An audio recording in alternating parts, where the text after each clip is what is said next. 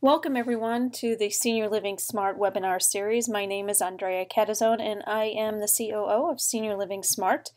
And today's webinar, presented by Leading Response, is using big data and direct mail best practices to drive occupancy. I'd like to now introduce Valerie Whitman. I have the distinct pleasure of having the opportunity to have worked with our presenter, Valerie Whitman, from Leading Response, so I'm very excited to introduce her for today's webinar. Val is a senior care executive with more than a dozen years of experience. She's worked as a regional director with Benchmark Senior Living and a national senior care operations director at care.com.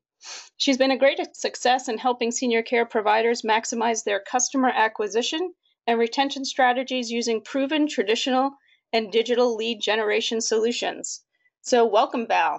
Thank you, Andrea, and welcome to everyone. Thank you for having me. Good afternoon or good morning, depending on where you're located today.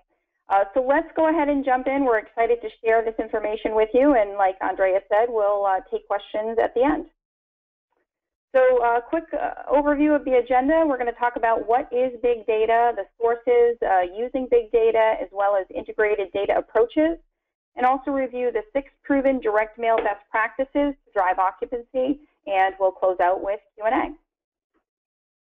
So let's test your data and direct mail knowledge.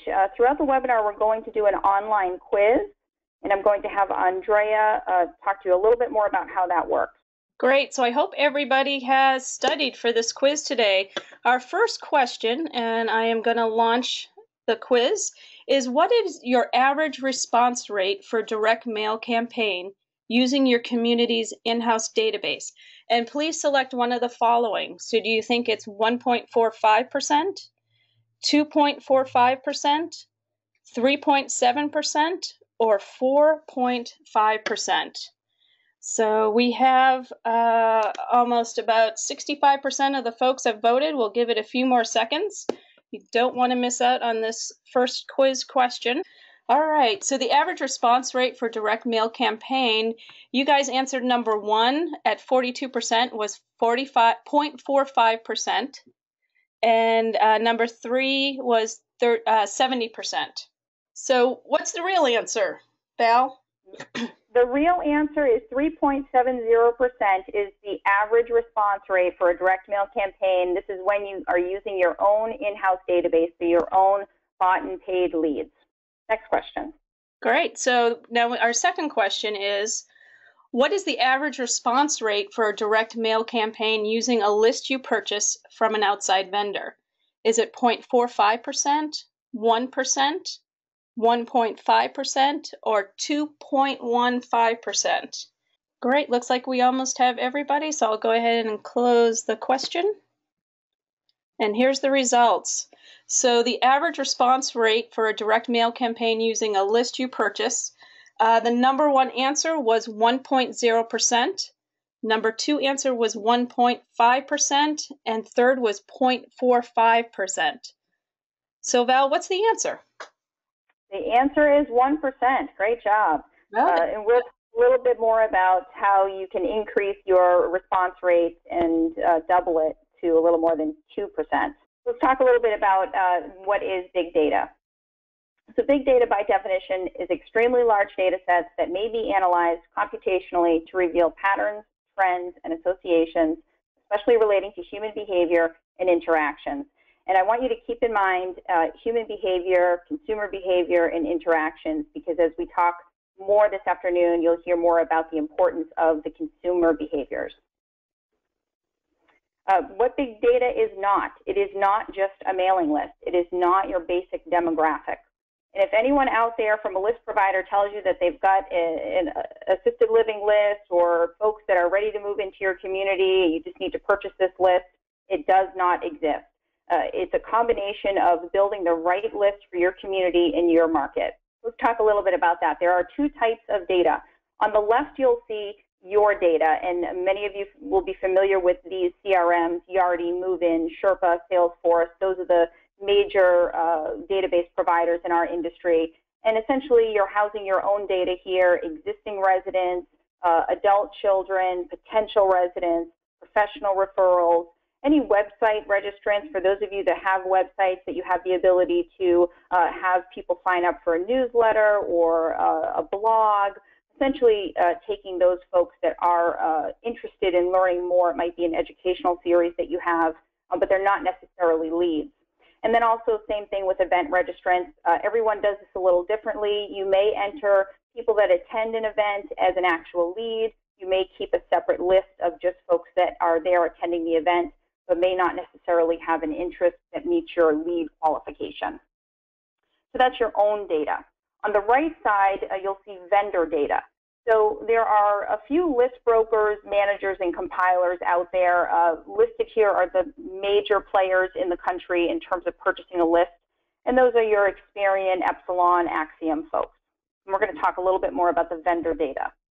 Before we do that, I want to just talk a little bit more about your lead base. So we all know that we've got various size lead bases. Sometimes you've acquired properties and you've acquired those lead bases as well. You know, junk in, junk out. What is the viability of your lead base? It's really important to keep your lead base as current as you can. Statistically, only 20% of people in your database are still viable prospects. And what we mean by that is that, you know, we know folks have options to senior living. So it may be a case that they've decided on home care. It may be a case that they've moved in with a family member or to skilled nursing. They may have moved into one of your competitors. So you want to keep in mind that only a certain percentage of your bought and paid for leads will ever actually move into your community. With that being said, it's important to create your ideal resident profile. Now, many of these databases have the ability to do this, and essentially what I mean by that is pulling a profile of, let's say, the last 20 move-ins that you had in your community, and really being able to analyze where those not only potential residents or current residents in this case, but also their adult children or whoever their POA was, to really analyze where those folks came from a demographics perspective. Because what that will do is help you then target your ideal resident for the future. So talking more about vendor data. So these are your list brokers, managers, and compilers.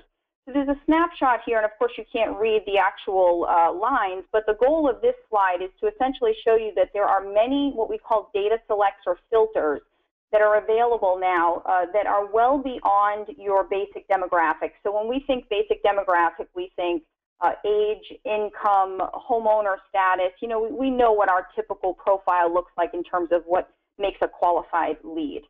So what you want to do in terms of a targeting approach is go well beyond that. And for example, nowadays you can get data, and most of this is self-reported data. We can thank the digital world for that, where essentially you can get even more targeted than your basic demographics. So for example, data selects that are available would be something such as ailment data.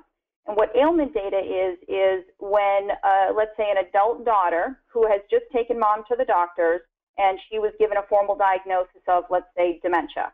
So that daughter is going to go home and research online. She may sign up for a newsletter. She may join a support group online. She may do some additional research around the disease.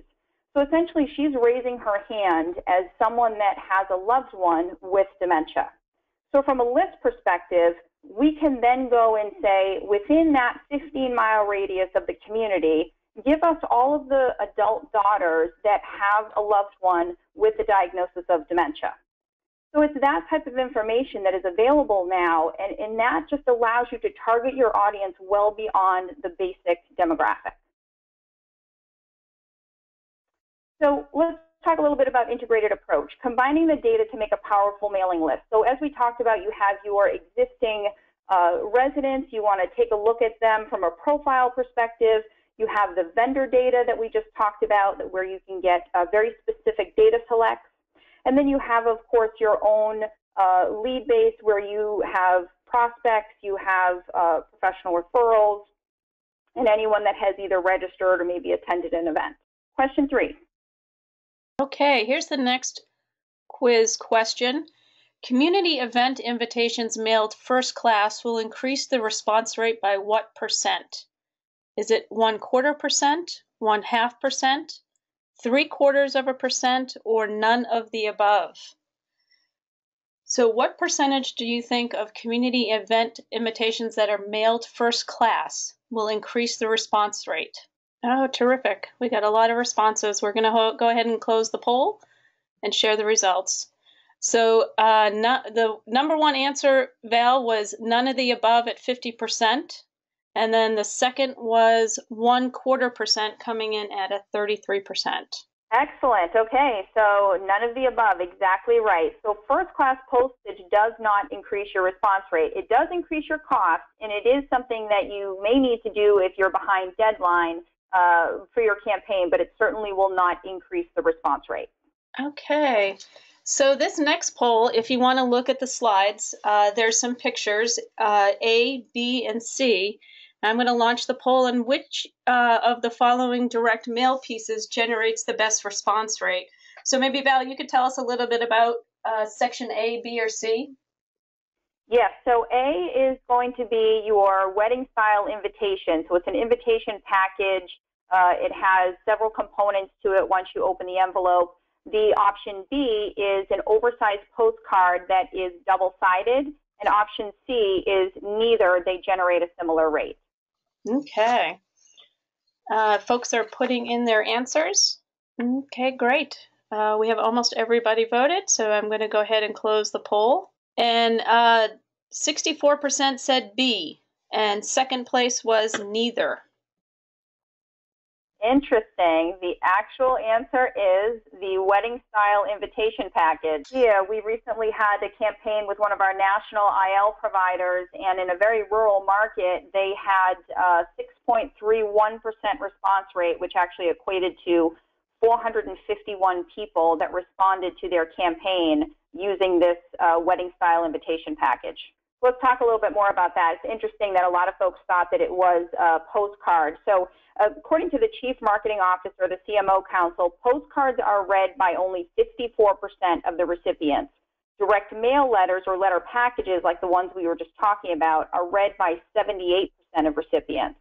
And when we think about the target list and what we just talked about in getting to that best targeted list you can, now the next equally important piece is the target itself in terms of the invitation and the call to action. So you have to have a very strong target audience that you want to go after, that you want to mail to, but then you also have to make sure that you're sending a compelling message, and the way to do that through direct mail is making sure that you capture their attention with the actual tangible invitation. So let's talk a little bit about pros and cons for postcards or letter packages. So the pros of postcards, they are lower cost, they're easy to produce, they're very much a familiar form of marketing. The cons are that there is that lower read rate that we just saw at 54%. They are perceived as junk mail. Think about this from a consumer perspective, and all of us are consumers. When you get your mail every day, what do you tend to do with that postcard, whether it's oversized or double-sided? What tends to happen in your mind? Quick initial response. Does it go in the trash and perceived as junk mail, or do you look at it? There's also less print area to promote your community event, and it's less personalized. So oftentimes these postcards will be addressed to resident or carrier route. They don't have necessarily the specific name along with the address. So let's talk pros and cons for letter packages. So letter packages do have that higher read rate of 78%. They have a higher response rate, and there's more area in terms of real estate to promote your community. It's more personalized. You can have it be more of that true invitation, and I say wedding style package when you think about when you get a true invitation, and it has different components to it, which we'll talk a little bit more as well. But it is more personalized, and it does have that hallmark effect. The cons of letter packages, certainly from a budget perspective, there is a higher cost, and it does require a stronger content and copy because you do have more real estate to speak to your target audience. Again, back to consumer behaviors, consumers go to their mailbox, and within 7 seconds, they're separating their mail into 3 piles, and it's the important pile, which is usually bills or retirement information, your account statements, junk mail, and then everything else. And so you want your community event invitation to end up in that everything else pile that they have an intention to look at a little more. Again, that 7-second rule of direct marketing copy, when someone receives your event invitation, you have 7 seconds to garner courtesy, credibility, value proposition, trust, and urgency. And this little excerpt here that says, "Dear Kathy, you are cordially invited." This was the very first letter that was mailed out over 20 years ago by our founder of Leading Response. And since then, after over 600,000 events, we average about 1,500 a month across the country. This is still the way the invitations start. "Dear Kathy, you are cordially invited."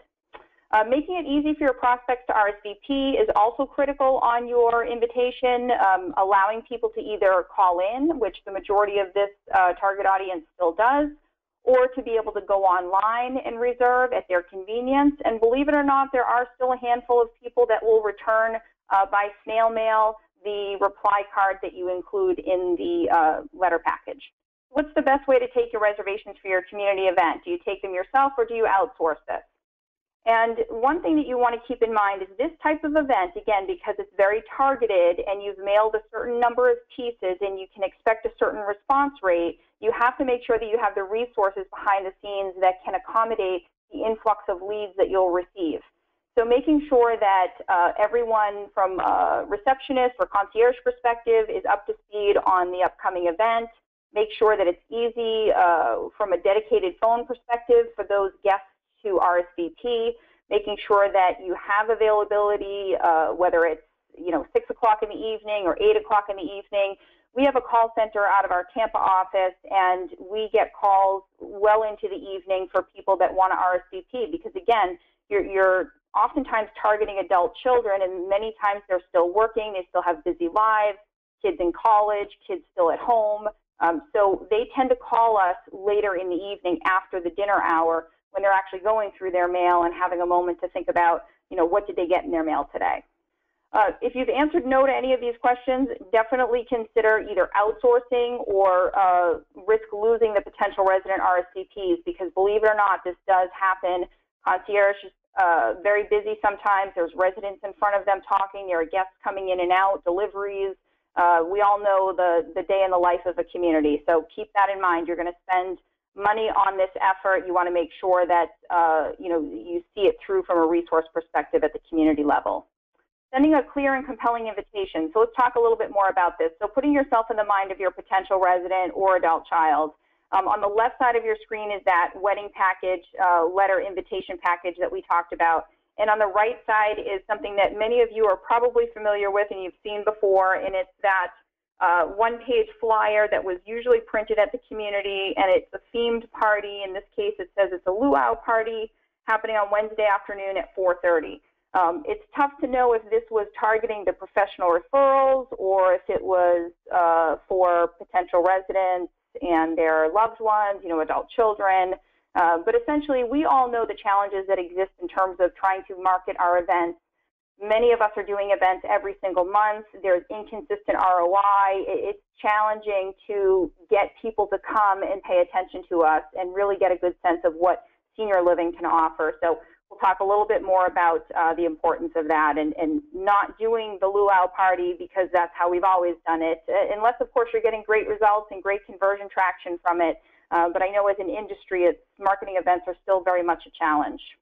So an example of an effective invitation package is, again, various components to that letter package. So, you want it to be easy to read copy with bullet points, large full window envelope. Again, think about when you get that pile of mail. Oftentimes that envelope is also going to be oversized, so it sticks out in the mail. It may be colored, and it will have that large full window envelope so that the person, before they even open it, can get a sense that it's an invitation. Once opened, it's also fully personalized. It also includes admission tickets, which, believe it or not, these admission tickets, because it's a very tangible thing, and again, given this generation, both adult children and potential residents, people really believe in these tickets. People will bring these tickets to the event. They will call us and say, I don't have any guests to bring, so would you like me to mail you back these 2 tickets so that you can invite someone else? We have some people that will call our call center and say, unfortunately, those dates don't work for me. I'm going to be out of town. Would you like me to mail these back to you? So they really do make a difference for folks. Also included in the letter package is the courtesy or business reply card. And remember, there are still some people that will return this via snail mail to indicate that they do want to attend. Again, very similar to that wedding invitation style. Question 5. Great. Excellent information, Val. So the next quiz question is, which of the following start times drive the higher response rate for a community event?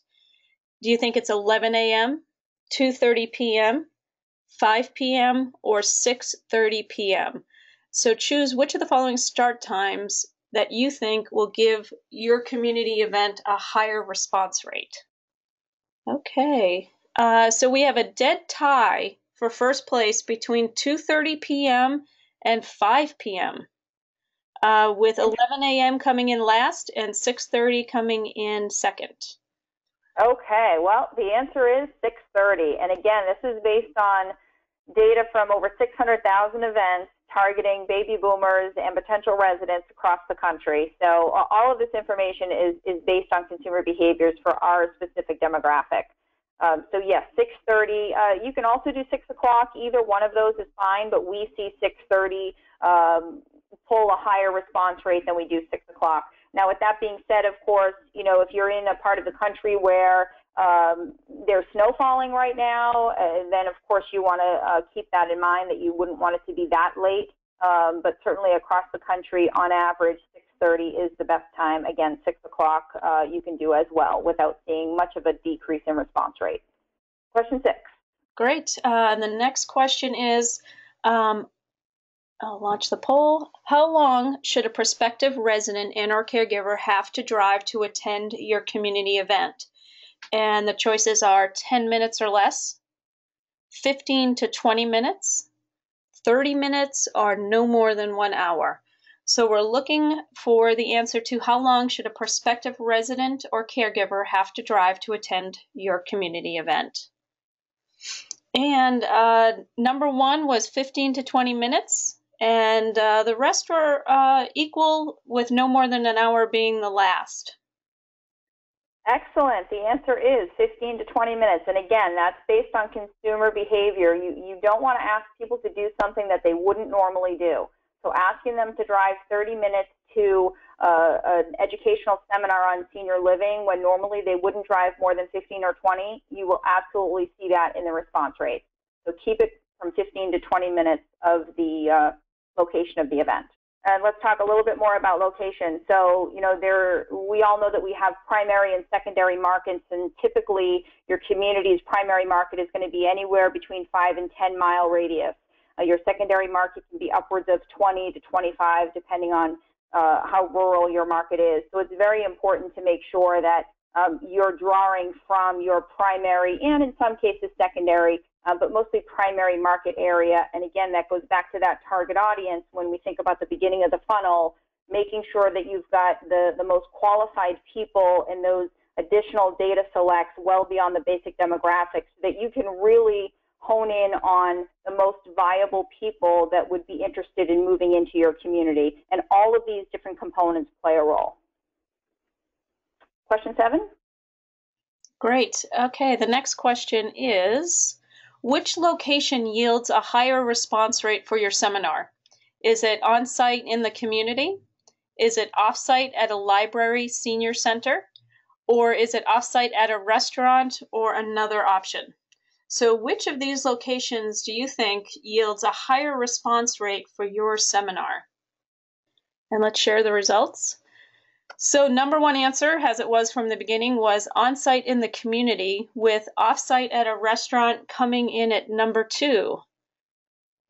Great. Okay, so I can tell you that I also thought that on-site in the community would be the highest yielding response rate, because again, coming from this industry, I think, well, we've got to get people on the property to see what we do, meet some residents, meet the department heads.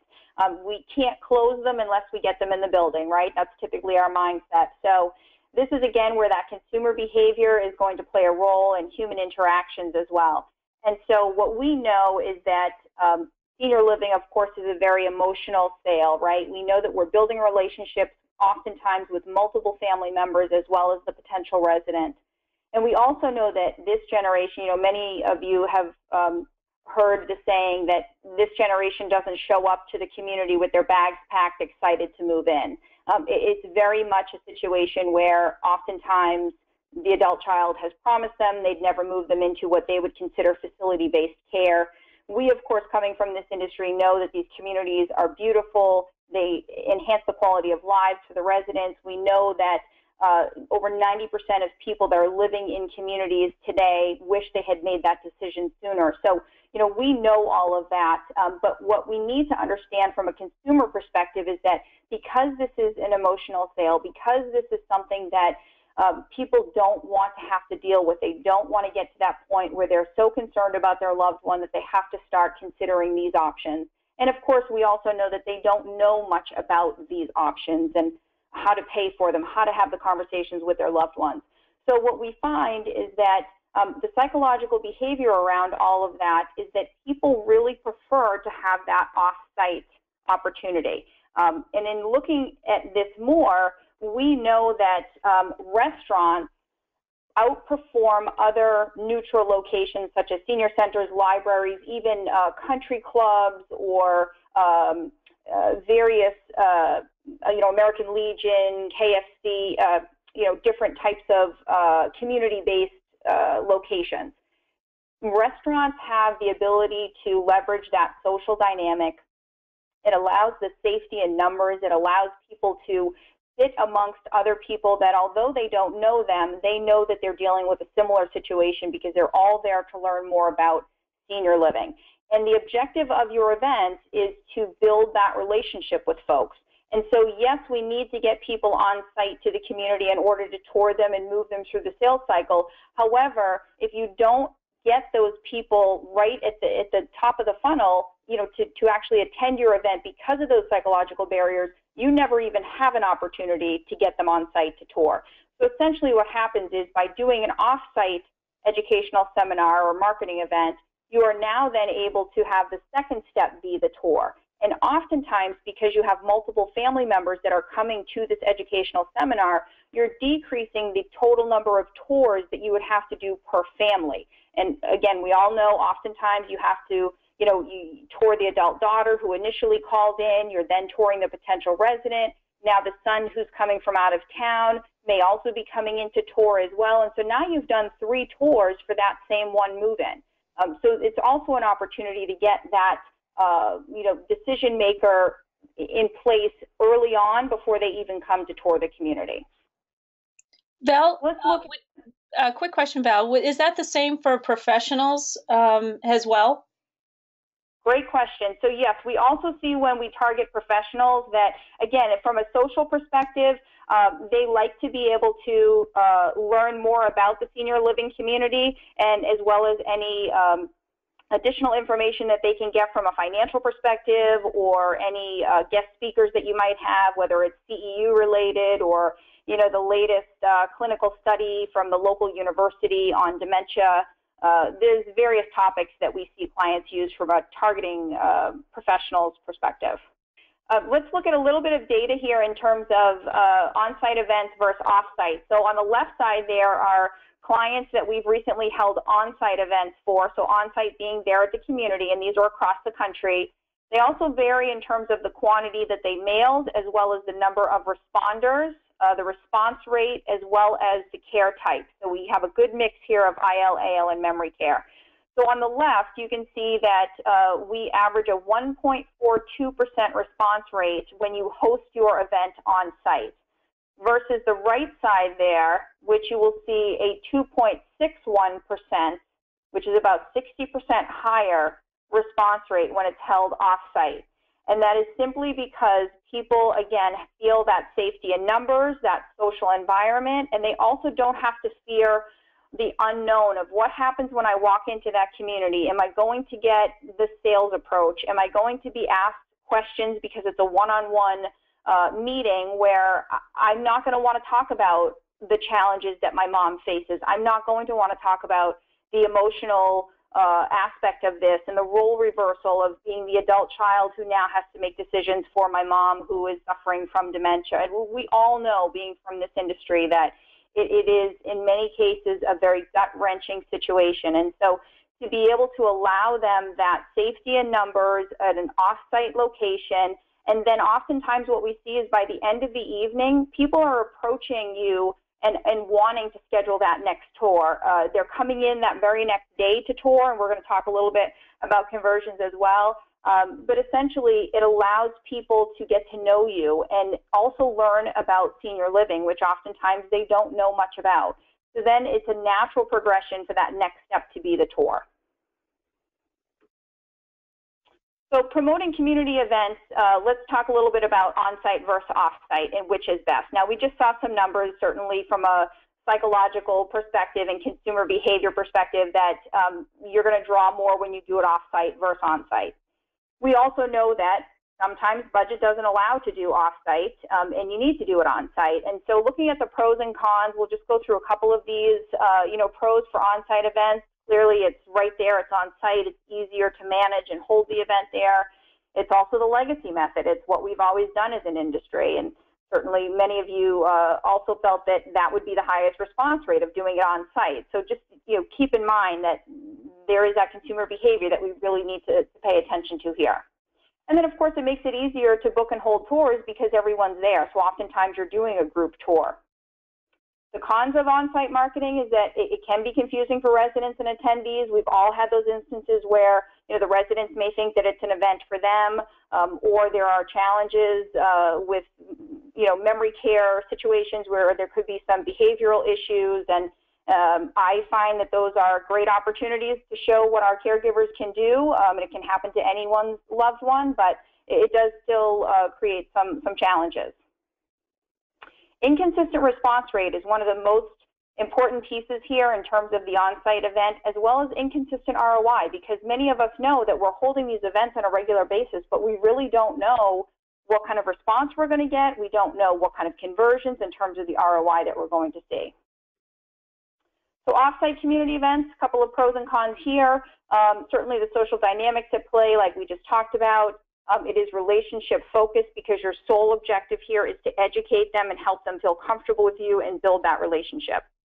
And it's also convenient for prospects, so they don't have to worry about going to that senior living community that they have been driving by for the last 5 years, but have never actually walked in, but really have an interest in knowing how does it all work and how does it, how much does it cost and how do you pay for it, and all of the things that we know families ask us on a regular basis. The cons of off-site community events, certainly bigger budgets are required for this because you are paying the cost of food. And it does require a strong sales execution from a tour conversion perspective because you don't have them in the building at the first go-around. You need to then be able to further cultivate that relationship and schedule that on-site tour. Question 8. Great. So question 8 is, what's the minimum number of event dates you should offer in your community event mailers to get the highest response? Is it 1, 2, 3 or more, or it doesn't matter? So the question is, what is the minimum number of event dates that you should offer your community event mailers to get the highest response rate? And we're going to give a few moments for people to answer this question. Val, this has just been some great statistical information. Communities spend so much time planning and executing events, and to be able to understand what are some things that you can do to make it a better response and a better quality event is great. Right. Yes, the necessary evils of marketing events that we've all had our pain points with, right? Perfect. All right, almost everyone's voted. We're going to give it a few more seconds. All right, I'm going to go ahead and close the poll. And here's the results. Number 1 at 43% is 2 event dates. And in second place is it doesn't matter. So what's Great. Okay. The answer is 2, exactly. So, and I want everyone to ask themselves, with the current marketing events that you're doing today, how many of you are offering those 2 dates versus just the 1? And the reason for this, again, think about it yourself from a consumer perspective. If you receive this invitation in the mail and you're interested and you want to be able to go, however, you have a conflict with that date, you're not going to call and say, well, geez, can I come to this on a different time? It's going in the trash. You're not ever going to hear from that potential resident or that adult child. So it's important to give people two options. Yes, it means a little more from a community resource perspective to hold it on 2 different evenings, but you will absolutely get a higher response rate because you're giving people the option. Next question. Okay, our next question is, which days of the week are best to hold your community events? First answer, Monday and Tuesday. Second is Tuesday and Thursday. Third is Tuesday and Wednesday. And the fourth answer is any days but Saturday and Sunday. So we're looking for, what do you think is the best days of the week to hold your community events? All right. We're going to give it a few more seconds. I think this is a question that comes up in debate all the time in the community level. All right, I think we have everybody. We're going to close the poll and share the results. So the number one answer by far was Tuesday and Thursday. And second place answer was Tuesday and Wednesday. Perfect. That's great. Yes, Tuesday and Thursday is the best, with Wednesday being the backup. So absolutely, that's great. I'm glad to hear most people felt it was that. Next question, final question. All right, last question. How many days in advance of your first event date should your mailer arrive to the prospective residents and our caregivers? So should your mailer arrive 7 days or less, 10 to 12 days, 12 to 15 days, or it doesn't matter? So we're looking to find out how many days in advance of your first event day should your mailer arrive. Share the results. So it's really 10 to 12 days was the number one answer, with 12 to 15 coming in a close second. Perfect. So yes, 10 to 12 days is when you want it to hit the mailboxes for the ideal response rate. Great. So embracing consumer behavior when promoting community events, it is really critical to keep all these components in place like we've talked about, because they will all help drive the highest response rate and allow you to have the highest ROI in terms of conversions. And these are just some data points. Again, we've done over 600,000 events across the country that have yielded 18 million baby boomers over the course of 20 years. So everything we do is based on data, and all the information we just shared was based on data of this specific target audience.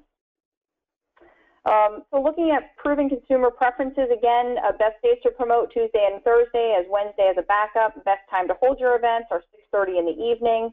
How long of a drive time for people to attend? No more than 15 to 20. And yes, potential residents will drive after dark. I've been to these events myself, and I've seen they will still come at that 6:30 time frame.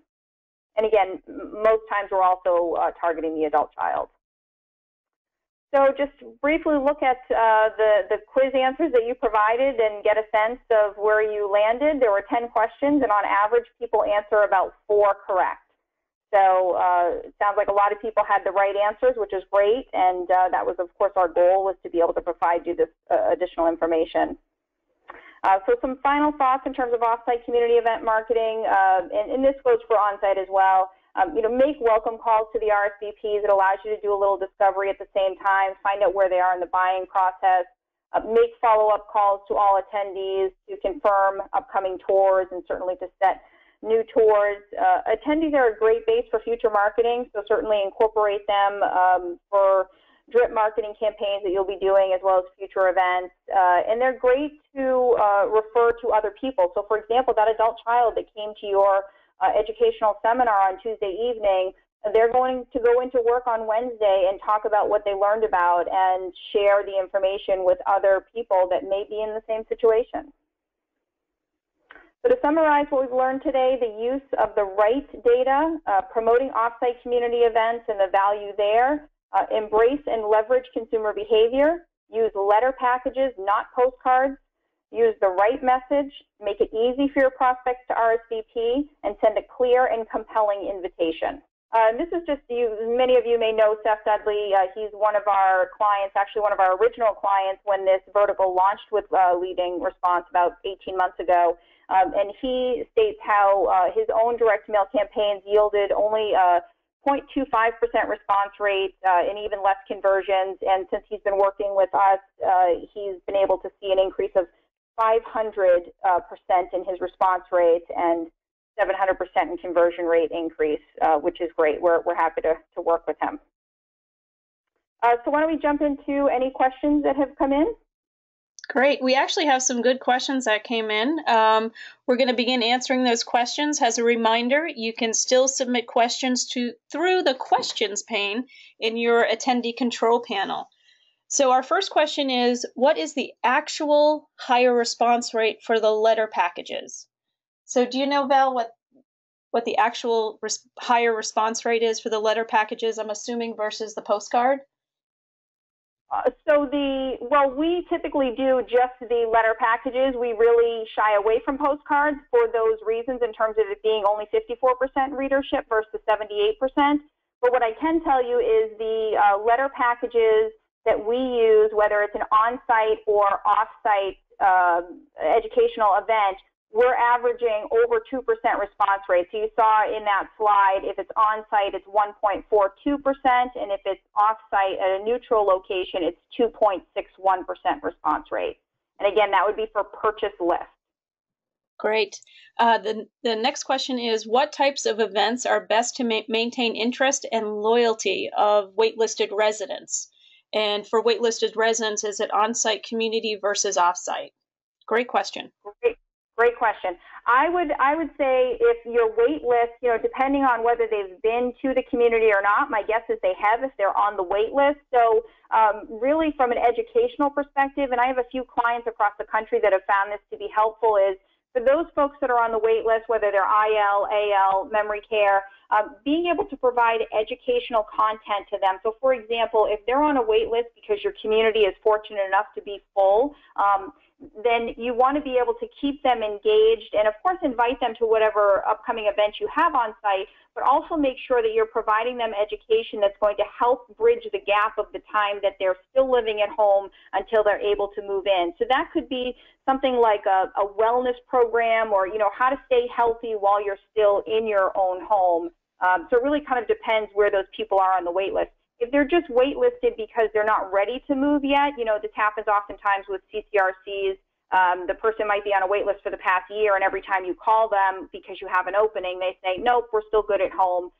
So again, that education can help them stay connected, and also inviting them to resident activities can be helpful because then they start feeling like they've got some friends at the community. They're more interested in coming because they don't feel like they don't know anyone. So it helps kind of transition them even though they haven't quite moved in yet. Oh, terrific. This is a great question. And I know some companies require you to do one, professional event and one potential resident event a month. But the question is, how often should you hold these events? Great question. And again, that's back to the idea of that legacy method, right? And we all know that it's important to do these events, and every organization has a different mindset of how often and which target audience should it be. And at the end of the day, everyone is working just as hard to promote an event every single month that they may have great response rate and great ROI with or not, as it does to hold one of these type of off-site neutral events where, yes, you are putting more money into it, but you're only doing it, twice a year or possibly 4 times a year if you're a brand new community and you're starting from scratch versus an established community that just has some occupancy challenges. So really, you're doing these types of events anywhere from 2 to 4 times a year. But because you're leveraging so many targeted folks that have the means and have an interest, that they're willing to give you 2 hours of their time to hear about senior living and learn more from people that are there representing the community, it's really an opportunity for you to have more leads in a shorter number of events, smaller number of events than you would by doing them every single month. So this is a great question. I know it comes up at the community level every time.